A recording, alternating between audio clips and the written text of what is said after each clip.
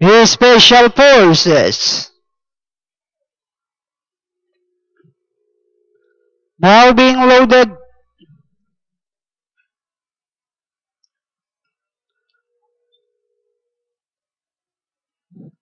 Racing just is started with a special forces break quickly restart running by the rail comes Blush of Rose mapaghinala comes next then followed by Magical Bell then next online is Lady Claire then followed now by number 6 Jet Setter Slim while Director's Hunter is the early trailer by about 10 lengths of the leader and going along for the first turn. Now we have Blush of Rose.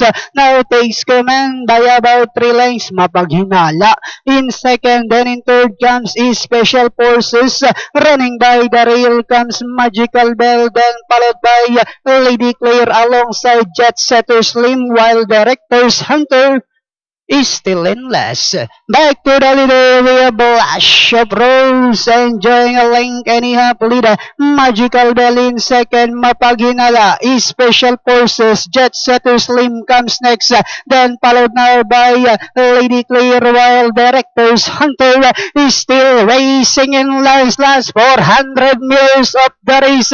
We have Blush of Rose enjoying a link and a half leader. Moving up now, the other is Jet Setter Slim running by the release mapaghinala as they swing to home.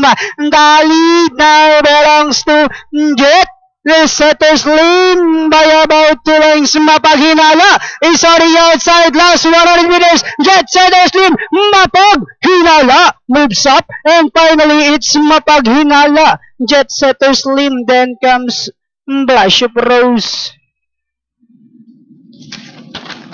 Bayan Galerista for your race number 5. Ang ganda no, no? Numero 5, mapaghinala ang inyo pong unofficial winner at yung pinaka-dihado dito kanina, yung numero 6, Jet Setter Slim po ang masisegundo. Nandiyan na nila numero 4, Blush of Rose, 7, Special Forces para sa inyong quartet. So it's 5, 6, 4, 7 ang ating unofficial placing. Muli po natin balikan ang